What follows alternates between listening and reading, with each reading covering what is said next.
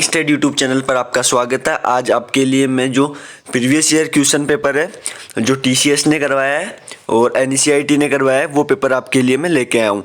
तो आपको इस वीडियो के अंदर जो जीके और जीएस के इंपॉर्टेंट क्वेश्चन है करंट को छोड़कर वो वाले क्वेश्चन आपको कराऊंगा मैं, और आप लोगों को फ्री पीडीएफ अवेलेबल कराऊंगा। तो पीडीएफ आपको कैसे और कहाँ मिलेगी ये वीडियो के अंदर बताऊंगा, तो वीडियो को स्किप मत करना, एंड तक देखना। चलिए वीडियो को शुरू करते हैं। तो दोस्तों ये आरआरबी ग्रुप डी का 17 दिसंबर 2018 का फर्स्ट शिफ्ट का पेपर है। चलिए तो बिना देरी करे कम टाइम में आपका पूरा पेपर सोल्व कराते हैं। चलिए तो अपन चलते हैं। विद्युत धारा किसके बराबर होती है? तो विद्युत धारा I बराबर Q अपॉन T। विद्युत धारा का मात्रक एम्पियर होता है, Q बराबर आवेश, T बराबर सेकंड। चलिए अगली क्वेश्चन पे चलते हैं। विद्युत धारा एक सदिश राशि है, अदिश राशि है? चलो कमेंट बॉक्स में कमेंट करके बताओ आप लोगों को विद्युत धारा सदिश राशि है अदिश। चलो फिर भी नॉलेज के लिए मैं आप लोगों को बता दूं कि विद्युत धारा अदिश राशि है। ये त्रिभुज योग नियम का पालन नहीं करती। इसमें दिशा तो होती है पर ये त्रिभुज योग नियम का पालन नहीं करती है, इसलिए विद्युत धारा एक अदिश राशि है। चलिए अगले क्वेश्चन पे चलते हैं। Question number 5। क्वेश्चन नंबर 5 क्या कहता है? एक तत्व का परमाणु क्रमांक 15 है, इसके रासायनिक गुण निम्न में से किस तत्व के समान होंगे? तो किसी तत्व का परमाणु क्रमांक 15 है तो किस तत्व के समान रासायनिक गुण समान होंगे? नाइट्रोजन के बराबर। तो आप आवर्त सारणी को अच्छे से देख लेना। ग्रुप डी में खासकर जो आवर्त सारणी से 2 या 3 क्वेश्चन पूछे जाते हैं, तो आप उस चीज को अच्छे से कर लेना। चलिए अगले क्वेश्चन पे चलते हैं। निम्नलिखित में से कौन सा विलयन अधिक अम्लीय होगा? तो आपको पता है कि जो पीएच स्केल होता है, पीएच स्केल पे 14 डिजिट रहती है। तो 0 से 7 तक अम्लीय, 7 उदासीन रहता है, 7 से 14 क्षारीय। तो जो 7 से कम होता जाएगा जो अम्लीय माध्यम बढ़ता जाएगा, और इधर 7 से 14 की तरफ बढ़ता जाएगा, वैसे वैसे क्षारीय माध्यम बढ़ता जाएगा। तो आपको बता दूं इसमें बोल रहा है निम्नलिखित में से कौन सा अधिक अम्लीय होगा? तो इसमें सबसे अधिक अम्लीय कौन सा होगा? 0, pH 0। pH स्केल का आविष्कार किसने किया? कमेंट में जरूर बताइए आप। pH स्केल का आविष्कार सोरेनसन ने किया था। चलिए अगले क्वेश्चन पे चलते हैं।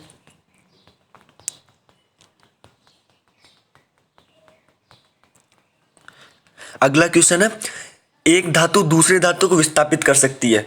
तो इसमें सीधी सी बात है, आप अगर आवर्त सारणी पढ़े होंगे तो जो धातु अधिक क्रियाशील होती है वह कम क्रियाशील धातु को विस्थापित कर देती है। तो इसका राइट आंसर हो जाएगा ऑप्शन नंबर 1, प्रतिक्रियाशीलता। चलिए अगले क्वेश्चन पे चलते हैं। दो निकायों के बीच हमेशा बराबर और विपरीत होता है। दो निकायों के बीच में हमेशा बल जो बराबर होता है और विपरीत रहता है। इसका राइट आंसर हो जाएगा बल। क्वेश्चन नंबर 11 का राइट आंसर बल हो जाएगा। चलिए अगले क्वेश्चन पे चलते हैं। निम्नलिखित में से कौन सा एक वेद नहीं है? मेरे हिसाब से तो इस क्वेश्चन को सभी कर देंगे, ऐसा कोई व्यक्ति नहीं होगा जिस क्वेश्चन को नहीं करेगा। तो अब वेद 4 होते हैं, अर्थवेद, ऋग्वेद, यजुर्वेद और सामवेद। कृष्णा वेद कोई वेद नहीं होता है। तो इसका राइट आंसर ऑप्शन नंबर 1 हो जाएगा। चलिए अगले क्वेश्चन पे चलते हैं।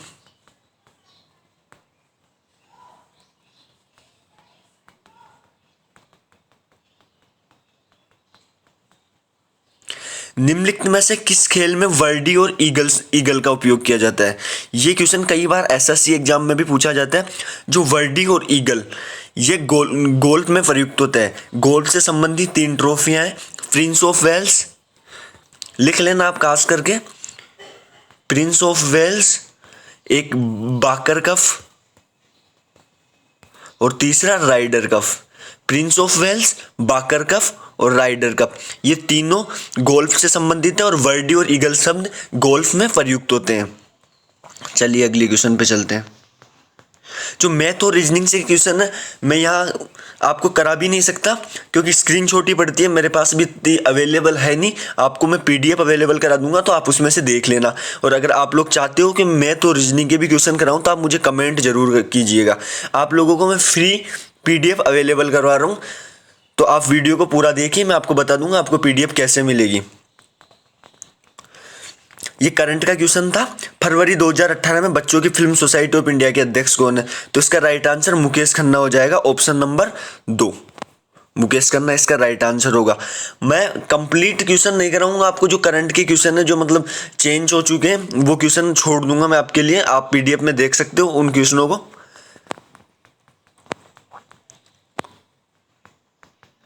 चलिए अगला क्वेश्चन है, भारत में निम्नलिखित में से मौत की सजा कम करने की शक्ति प्राप्त है? तो इसका राइट आंसर हो जाएगा राष्ट्रपति। आर्टिकल नंबर 72 के तहत राष्ट्रपति क्षमादान कर सकते हैं। किसी को अगर फांसी की सजा सुनाई गई है तो राष्ट्रपति उसे माफ कर सकते हैं। आर्टिकल नंबर 72 में समाधान दिया गया है। आर्टिकल नंबर 61 में राष्ट्रपति पर महाअभियोग चलाया जाता है। आर्टिकल नंबर 123 के तहत राष्ट्रपति अध्यादेश जारी कर सकता है। तो ये तीनों आर्टिकल इंपॉर्टेंट है राष्ट्रपति से संबंधित, तो आप इसको लिख ले अच्छे से या फिर याद कर ले।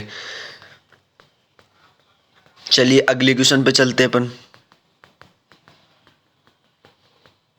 क्वेश्चन नंबर 28, देखो पीएच स्केल का फिर एक क्वेश्चन आ गया था। पीएच स्केल को अच्छे से कर ले कंप्लीट, के ग्रुप डी में क्वेश्चन यहीं से पुटअप होते हैं, लिमिटेड टॉपिक में से क्वेश्चन पुटअप होते हैं। तो इसमें बोला गया है निम्नलिखित में से गलत युग्म का चयन कीजिए। तो इसमें 3 युग्म सही है और 1 युग्म गलत है। तो नींबू के रस का पीएच मान 2.0 होता है, चलिए ये भी सही है। जठर रस का पीएच मान 1.0 या 1.2, कई किताबों में अलग अलग मान दिया होता है, तो चलिए ये भी सही है।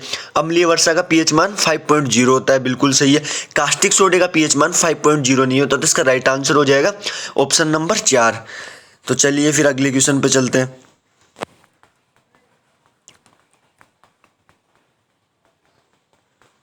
क्वेश्चन नंबर 32, प्रसिद्ध बाल फिल्म ब्लू अम्ब्रेला के निर्देशक कौन है? तो ये ब्लू अम्ब्रेला के निर्देशक ऑप्शन नंबर 4 विशाल भारद्वाज है। ऑप्शन नंबर 4 इसका राइट आंसर हो जाएगा।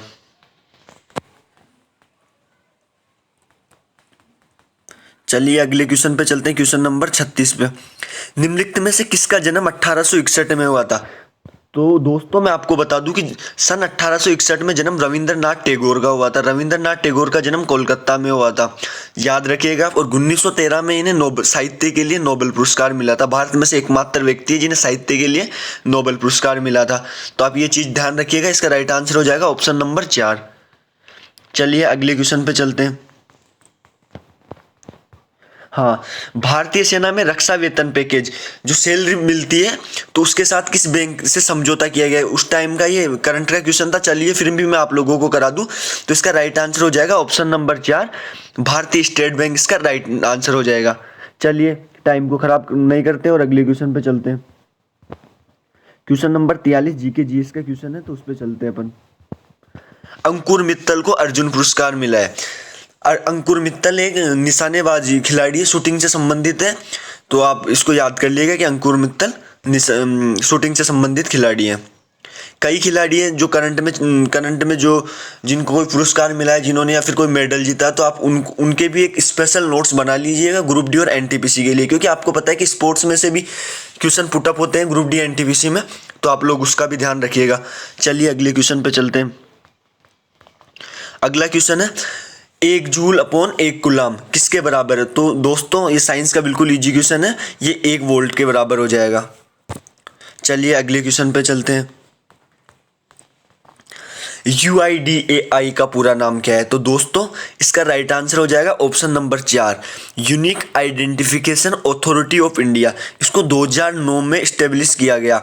आपको पता है जो आधार पे आप देखे होंगे कि UIDAI लिखा हुआ होता है, तो सबके आधार मतलब इसके द्वारा ही बनाए गए हैं और इसका हेडक्वार्टर दिल्ली के अंदर है। चलिए अगले क्वेश्चन पे चलते हैं। क्वेश्चन नंबर 49 निम्नलिखित में से तंत्रिका कोशिका का भाग नहीं है। तो दोस्तों इसमें साइक्रोलेमा तंत्रिका कोशिका का भाग नहीं है। ऑप्शन नंबर 3 इसका राइट आंसर हो जाएगा। और ये तंत्रिकाक्ष न्यूरोलेमा और निश्चल कणिकाएं, ये तीनों तंत्रिका कोशिका का भाग है। आपको पता है कि तंत्रिका कोशिका मानव शरीर में सबसे लंबी कोशिका होती है। चलिए आप इसको भी याद रखिएगा। अगले क्वेश्चन पे चलते हैं। क्वेश्चन नंबर 51, एक संतान के लिंग का निर्धारण किसके द्वारा किया जाता है? तो आपको पता है कि जो संतान का लिंग निर्धारण एक नर युग्मक पुरुष के युग्मक के डीएनए द्वारा किया जाता है। तो इसका राइट आंसर हो जाएगा ऑप्शन नंबर 2। ऑप्शन नंबर 2, यदि XX गुणसूत्र होता है तो लड़की और XY होता है तो लड़के का जन्म होता है। चलिए अगले क्वेश्चन पे चलते हैं। क्वेश्चन नंबर 52, चलिए वही क्वेश्चन आ गया। यदि युग्मज में संयोजन खालिस्तान संयोजन हो तो बच्चा नर होगा। तो मैंने अभी आपको बताया कि यदि XX होगी तो लड़की और XY होगा, स्त्री का X और पुरुष का X तो लड़की, स्त्री का X और पुरुष का Y तो लड़का, याद रखिएगा। चलिए अगले क्वेश्चन पे चलते हैं। क्वेश्चन नंबर 33, बॉक्साइट खाने किस राज्य में प्रचुर मात्रा में पाई जाती है? तो इसका राइट आंसर हो जाएगा ऑप्शन नंबर 3।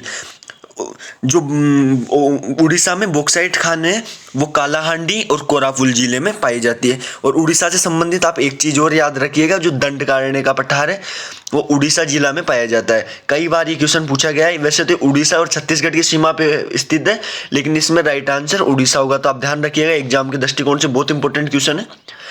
चलिए अगले क्वेश्चन पे चलते हैं। क्वेश्चन नंबर 57, निम्नलिखित में से कौन सा एक असमान गति का उदाहरण है? एक पार्क में जॉगिंग करता हुआ व्यक्ति, तो इसमें कोई निश्चित गति नहीं होती जॉगिंग करते हुए में। एक छत से पंखे के ब्लेडों का घूर्णन, भीड़ में भरी हुई एक सड़क पर चल रही कार, 800 मीटर की रेस में दौड़ता हुआ एक आदमी। तो देखो, दौड़ में भी आदमी अपनी स्पीड कम तेज करता रहता है, एक समान गति नहीं रहती है। तो असमान गति रहती है। भीड़ से भरी हुई सड़क पर चल रही कार की भी असमान गति रहती है। कभी ब्रेक लगाते हैं अपन, कभी स्पीड तेज करते हैं। पार्क में जॉगिंग करता है व्यक्ति, कभी फुल एनर्जी से जॉगिंग करता है, कभी कम एनर्जी से। तो छत पर जो पंखे का ब्लेड घूमता है ये बिल्कुल एक समान गति से घूमता है। तो इसका राइट आंसर हो जाएगा ऑप्शन नंबर 2। चलिए अगले क्वेश्चन पर चलते हैं। क्वेश्चन नंबर 58, यदि कोई वस्तु अनंत पर है तो उत्तल लेंस के कारण निर्मित प्रतिबिंब की स्थिति होगी? ऑप्शन है C2 पर, F2 के आगे अनंत पर, फोकस बिंदु पर। तो इसका राइट आंसर हो जाएगा ऑप्शन नंबर 4, फोकस बिंदु पर। तो आप देख लीजिएगा ग्रुप डी में जो क्वेश्चन पूछे जा रहे हैं वो किस हिसाब से पूछे जा रहे हैं, उनको आप लोग देख लीजिएगा। और आपको मैं बता दूं, आप लोगों को जो PDF मिलेगी वो PDF आप लोग कमेंट बॉक्स में अपना नंबर पिन कर दीजिएगा। मैं आप लोगों को आपके व्हाट्सएप नंबर पे अवेलेबल करवा दूंगा। चलिए अगले क्वेश्चन पे चलते हैं। फिल्म मेरी कॉम में मुख्य भूमिका निभाने वाली अभिनेत्री कौन थी? तो आपको पता है कि मेरी कॉम को सुपर मॉम भी कहा जाता है। अभी राज्यसभा के लिए नॉमिनेट भी हो चुकी है, सांसद है राज्यसभा में। तो इसका आंसर हो जाएगा प्रियंका चोपड़ा, ऑप्शन नंबर 3। और जो हाल ही में ओलंपिक हुआ है, इसका जो उद्घाटन समारोह था, इसमें ध्वजवाहक भी थी मेरी कॉम, मनप्रीत सिंह के साथ प्रियंका चोपड़ा दोनों ध्वजवाहक थे। और जो समापन समारोह था उसके लिए बजरंग पूनिया। चलिए अगले क्वेश्चन पे चलते हैं। क्वेश्चन नंबर 61, शिरोमणि अकाली दल में से किस राज्य का क्षेत्रीय राजनीतिक दल है? तो इसका राइट आंसर हो जाएगा पंजाब। पंजाब में हाल ही में चुनाव होने वाले हैं, तो इसकी विधानसभा और लोकसभा सीटें आप देख लीजिएगा कितनी क्या है। इसकी विधानसभा सीटें तो 117 है। हाल ही में कांग्रेस के CM चरणजीत सिंह चन्नी थे यहाँ। अब चुनाव होंगे तो पता लगेगा कि कौन सी पार्टी की सरकार बनेगी, तो अगला CM कौन होगा। चलिए अगले क्वेश्चन पे चलते हैं।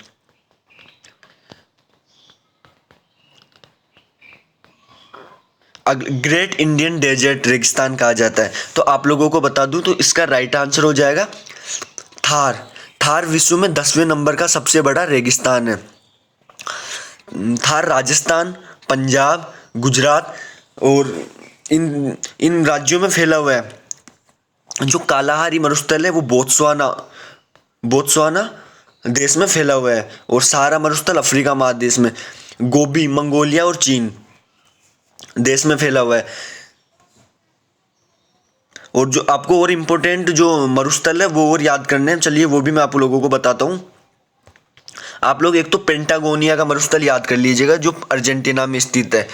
कालाहारी मरुस्थल इंपॉर्टेंट है बोत्सवाना जिले में। और रब अल खाली मरुस्थल, ये बहुत इंपॉर्टेंट नाम है, आप इसको याद कर लीजिएगा। रब अल खाली मरुस्थल कहाँ स्थित है? सऊदी अरब में। रब अल खाली जो अरब मरुस्थल का भाग है। चलिए अगले क्वेश्चन पे चलते हैं। राष्ट्रमंडल खेल 2018 में भारतीय पुरुषों की हॉकी टीम का स्थान कौन सा रहा है? तो ये उस टाइम का करंट का क्वेश्चन था 4 नंबर। लेकिन मैं इस क्वेश्चन को कराने का मुख्य उद्देश्य मेरा यही था कि जो आगामी राष्ट्रमंडल खेल है वो उनका आयोजन कहाँ होगा। तो ध्यान रखिएगा, आने वाले राष्ट्रमंडल खेल है उनका आयोजन इंग्लैंड में होगा। आप लोग इसको ध्यान रखना कि आने वाले राष्ट्रमंडल खेलों का आयोजन इंग्लैंड में होगा। चलिए अगले क्वेश्चन पे चलते हैं। अगला क्वेश्चन है, ध्वनि की वह विशेषता जिसके कारण एक समान प्रबलता और पिच की दो ध्वनियों में अंतर पता कर सके। मेरी भाषा में आप लोगों को बताऊं तो किस चीज से पता कर सकते हैं? तो इसके ऑप्शन है तीव्रता, पिच, गुणवत्ता और प्रबलता। तो इसका राइट आंसर हो जाएगा गुणवत्ता। और ध्यान रखिएगा, जो डॉपलर प्रभाव है वो ध्वनि से संबंधित है और ध्वनि की जो मात्रक होता है वो डेसिबल होता है। और जो सामान्य मनुष्य के लिए सुनने की डेसिबल शक्ति होती है, मतलब जो सामान्य बातचीत होती है वो 40 से 45 डेसिबल के बीच में होती है। चलिए अगले क्वेश्चन पे चलते हैं। तारापुर में परमाणु ऊर्जा स्टेशन, चलिए क्वेश्चन ही गलत टाइप हो रखा। तारापुर परमाणु ऊर्जा स्टेशन कहाँ स्थित है? तो इसका राइट आंसर हो जाएगा महाराष्ट्र। और भी कई परमाणु ऊर्जा संयंत्र आप लोगों को उनको याद करना है। राउतभाटा राजस्थान, कर्नाटक केगा, काकरपारा गुजरात। इनको आप लोग याद कर लीजिएगा, एग्जाम में पूछे जाते हैं। चलिए अगले क्वेश्चन पे चलते हैं। कोशिकाएं एक दृढ़ आयु में अंतःस्थापित होती है जो कैल्शियम और फास्फोरस से बना होता है। तो इसका राइट आंसर हो जाएगा, इसमें 4 ऑप्शन दे रखे हैं, अस्थि, खून, उपास्थि और स्नायु। तो इसका राइट आंसर हो जाएगा ऑप्शन नंबर 1 अस्थि।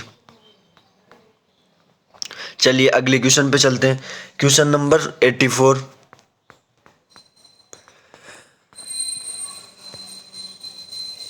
हाँ दोस्तों, तो एक बार फिर बता दूं आप लोगों को पीडीएफ कहाँ से अवेलेबल होगी। तो आप लोगों को फ्री पीडीएफ पाने के लिए अपने व्हाट्सएप नंबर कमेंट करने होंगे। और आप लोगों को मेरी एक और शर्त है, क्योंकि मैं आपको बहुत सारी पीडीएफ अवेलेबल कराऊंगा, तो पीडीएफ मिलते हैं आपको कमेंट में यस लिखना है, जो और स्टूडेंटों को भी पता चले कि हाँ सच में मैं फ्री पीडीएफ अवेलेबल करवा रहा हूँ आप लोगों से। कुछ भी बिना कुछ रुपये लिए मैं फ्री में पीडीएफ अवेलेबल करा रहा हूँ। तो फ्री पीडीएफ पाने के लिए आप अपने नंबर कमेंट बॉक्स में ज़रूर लिखें। और पीडीएफ मिलते हैं आप लोगों को उसमें लिखना है कि हाँ सर हमें पीडीएफ मिल गई। चलिए बचे हुए क्वेश्चन स्टार्ट करते हैं। क्वेश्चन नंबर 84 पे आते हैं अपन वापस। क्वेश्चन नंबर 84 है कि मिलान कीजिए कोबाल्ट का जो चिन्ह क्या होता है? कोबाल्ट, तांबा copper Cu, sulphur S, sodium Na।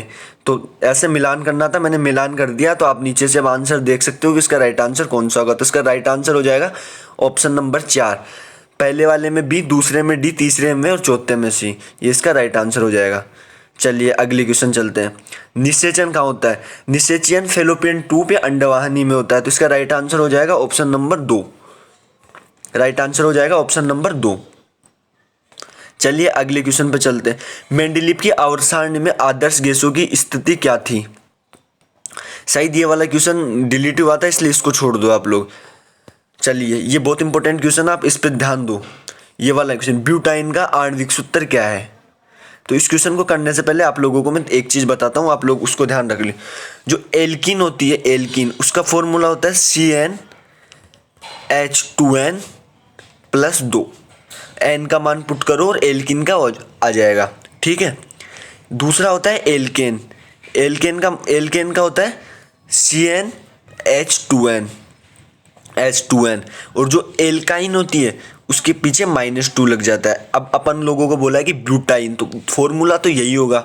Butyne के लिए ब्यूट कितने पे आता है? मेथ एथ प्रोप ब्यूट 4 नंबर पे आता है। तो आप 4 पुट करो, C4H2n 8 हो जाएगा, -2 तो C4H6। तो इसका राइट आंसर क्या हो जाएगा? Option number 3। ऑप्शन नंबर 3 इसका राइट आंसर हो जाएगा C4H6। चलिए अगले क्वेश्चन पे चलते हैं। अगला क्वेश्चन है, आवर्त सारणी में एक पंक्ति में बाएं से दाएं जाने पर विद्युत ऋणात्मकता और आवर्त सारणी में एक पंक्ति में बाएं से दाएं जाने पर विद्युत धनात्मकता घटती या बढ़ती, ये बताना है। तो एक पंक्ति में बाएं से जाने पर विद्युत ऋणात्मकता बढ़ती है और एक पंक्ति में बाएं से दाएं जाने पर विद्युत धनात्मकता घटती है। तो सीधी सी बात है, विद्युत ऋणात्मकता बढ़ेगी तो विद्युत धनात्मकता घटेगी। तो इसका राइट आंसर हो जाएगा ऑप्शन नंबर 3। ऑप्शन नंबर 3 इसका राइट आंसर हो जाएगा कि विद्युत ऋणात्मकता तो बढ़ती है और विद्युत धनात्मकता घटती है। चलिए अगले क्वेश्चन पे चलते हैं। ये करंट का क्वेश्चन था, फिर भी इसको कराना जरूरी था। कि फरवरी 2018 में भारत के मुख्य न्यायाधीश कौन थे? तो उस टाइम पे दीपक मिश्रा इसका राइट आंसर था, लेकिन अभी जो आंसर होगा एन.वी. रमन्ना। एन.वी. रमन्ना अभी भारत के मुख्य न्यायाधीश हैं। और आप लोगों को एक चीज़ ध्यान रखना है कि जो ये 48वें नंबर के मुख्य न्यायाधीश है। आजकल क्वेश्चन पूछने का ट्रेंड बदल गया है, क्रम पूछता है आजकल। और अभी के टाइम जो सुप्रीम कोर्ट है इसमें कितनी महिला मुख्य न्यायाधीश हैं? तो आप लोगों को ध्यान रखना है कि अभी सुप्रीम कोर्ट में 4 मुख्य महिला न्यायाधीश हैं। चलिए अगले क्वेश्चन पे चलते हैं।